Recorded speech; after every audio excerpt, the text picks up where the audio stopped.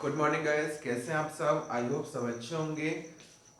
आज का जो टॉपिक है हमारा वो रैंडम मॉड्यूल। ओके, पाइथन में रैंडम मॉड्यूल होता क्या है, इसको हम किस तरह पाइथन में इसको यूज करते हैं। ओके, आज मैं इस वीडियो में आपको बताऊंगा कि रैंडम मॉड्यूल जो होता है कि पाइथन में किस तरह यूज किया जाता है। ओके, तो प्लीज हमारी वीडियो को एंड तक जरूर देखें, इससे आपको पता चलेगा कि रैंडम क्या होता है। ओके, चलिए स्टार्ट करते हैं। आपने देखा होगा रैंडम नाम से आइडेंटिफाई हो रहा है रैंडमली वैल्यू जनरेटर। हमें कोई भी रैंडम वैल्यू जनरेट करनी होती है तो हमें रैंडम मॉड्यूल हमें यूज करना पड़ता है। हमें ये नहीं पता कि हमारा जब भी कोई कोड रन होगा तो उस समय क्या वैल्यू एग्जीक्यूट होगी। ओके, चलिए हम रियल लाइफ का एग्जांपल मैं आपको बता देता हूँ। आपने देखा होगा डाइस। ओके, डाइस में हमारे 1 to 6 नंबर्स होते हैं। जब भी हम डाइस को थ्रो करते हैं तो उसमें कौन सा नंबर हमारा डिस्प्ले हो, कौन सा नंबर जनरेट हो, हमें नहीं पता। ओके, ये रैंडमली वैल्यू जनरेटर होता है रैंडम मॉड्यूल। ओके, सेकंड आपका देखा होगा स्पिन। एक गेम चल रहा है जिसमें हम स्पिन करते हैं और उसमें जो भी वैल्यूज होती हैं, चाहे वो आपकी मनी से रिलेटेड हो, चाहे आपकी फोन से रिलेटेड, ज्यादातर फोन से रिलेटेड होते हैं कि जब भी आप स्पिन करते हैं तो वहां पर यू वॉन एक मैसेज आता है कि आप you won the iPhone. Okay, and you have to share this to your friends. Okay, तो चलिए स्टार्ट करते हैं रैंडम। ओके, आपको पता चलेगा होगा कि random basically randomly value generator होता है जिसमें हमें रैंडम वैल्यू जनरेट की जाती है। ओके, पाइथन में इसको हम किस तरह यूज करते हैं, तो इसमें देखिए मैं आपको बताऊंगा कि इसमें जो फंक्शंस हैं। ओके, एक आपका रैंडम फंक्शन है, रैंडम फंक्शन। सेकंड आपका range, and third one is rand int. ये हमारे फंक्शंस है जो हम रैंडम मॉड्यूल के अंदर इसको हम यूज करते हैं। ओके, तो मैं आपको वन बाय वन आपको बताऊंगा कि रैंडम किस तरह पाइथन में यूज होता है। ओके, ये इसको क्या वैल्यूज जनरेट करेगा और रैंड रेंज क्या वर्क होता है, रैंड इंट का क्या वर्क होता है। ओके, चलिए स्टार्ट करते हैं। मैं आपको बताता हूँ फर्स्ट रैंडम मॉड्यूल। ओके, ये जो रैंडम मॉड्यूल है,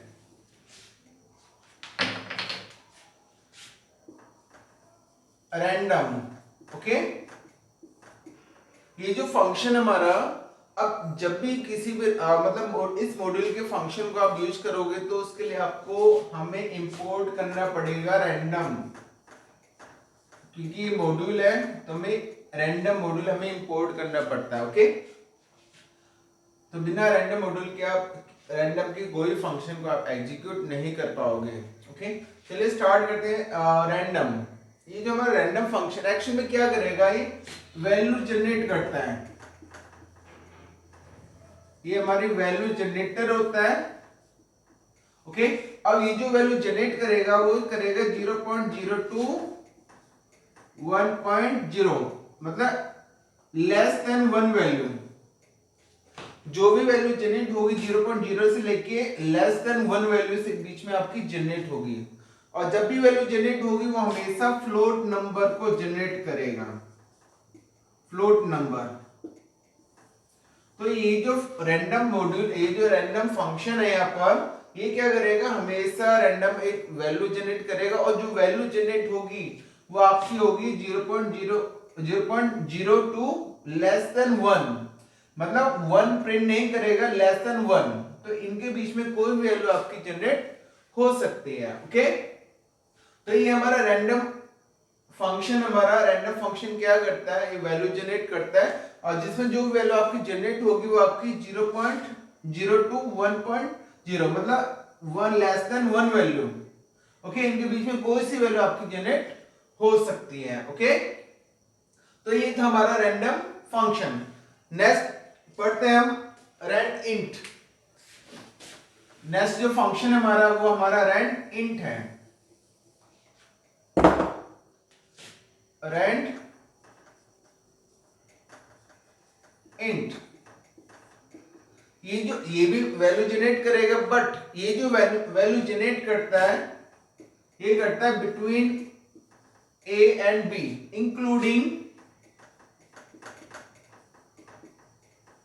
including A and B value. Okay, it mean यदि मैं इसको इस तरह लिखूं कि यहां पर जो वैल्यू जनरेट होगी एन वो इक्वल एंड बी, ये हमारा सिंटैक्स है। ये जो एन है ये हमारी रैंडम वैल्यू है। ओके, तो यहां पे जो वैल्यू होगी वो आपको ए और बिटवीन ए एंड बी होगी, including A and B value. चलिए देखते हैं कि किस तरह वर्क करता है पाइथन में। ओके,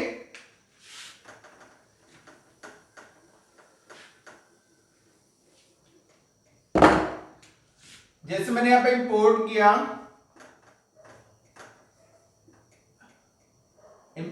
मैंने रैंडम RANDOM रैंडम HP। तो ये जो यहां पर ये हमारा एक कीवर्ड है, इस कीवर्ड के थ्रू हम एक टेम्पररी नेम प्रोवाइड कर रहे हैं, एक टेम्पररी नेम प्रोवाइड कर रहा है। ओके, इसका मतलब मैं रैंडम के जो भी फंक्शंस हैं वो मैं इस वेरिएबल के थ्रू मैं उसको एक्सेस कर सकता हूं। ओके, तो यहां पे यूज करना है हमें रैंड इंट। ओके, तो सपोज करिए मैंने यहां प्रिंट किया z equal p dot rand int और इसके अंदर वैल्यू पास की मैंने 1 to 10 एंड मैंने प्रिंट किया यहां पर z। तो ये क्या करेगा, ये करेगा कि जो z की वैल्यू होगी, ओके, मैंने आपको बताया था a less than equal n less than equal b। ये मैंने आपको अभी बताया कि n की जो वैल्यू होगी वो a से ग्रेटर और b से लेस होगी, including a and b value. Okay, तो यहां पर देखिए यहां पर क्या रिजल्ट आ सकता है, यहां पर देखिए 1 भी प्रिंट हो सकता है, या 2 भी प्रिंट हो सकता है, 3 भी हो सकता है, 4 भी एंड 10 भी। ये जो 10 नंबर्स हैं इनमें से कोई भी रैंडम नंबर जनरेट हो सकता है। ओके, तो यहाँ पर आई होप आपको ये समझ आया होगा कि रैंड इंट का काम होता है कि यहाँ पर केवल इंटीजर वैल्यू ही वो रिटर्न करेगा। ओके, कोई फ्लोट वैल्यू रिटर्न नहीं करेगा, केवल इंटीजर वैल्यू ही यहाँ पर रिटर्न करेगा। और जो वैल्यू रिटर्न होगी, जो ये आपका स्टार्टिंग पॉइंट और ये एंडिंग पॉइंट यानी स्टॉप, ओके, इंक्लूडिंग स्टार्टिंग और एंडिंग, इन दोनों वैल्यू को इंक्लूड करेंगे, वो को भी बिटवीन द वैल्यू जनरेट कर सकता है। ओके, आई होप आपको ये समझ आया होगा। चलिए हम लास्ट फंक्शन देखते हैं। ओके, लास्ट फंक्शन में क्या होगा, लास्ट फंक्शन हम पढ़ेंगे रैंड अरेंज। रैंड अरेंज जैसे मैंने यहां लिखा p डॉट रैंड अरेंज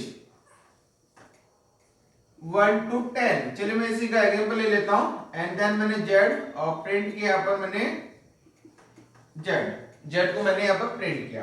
अब ध्यान देना यहां पर, अब यहां पर ये क्या करता है, ये जो फंक्शन है, ये जो रेंज फंक्शन है, ये स्टार्टिंग पॉइंट है यहां पर और ये स्टॉप।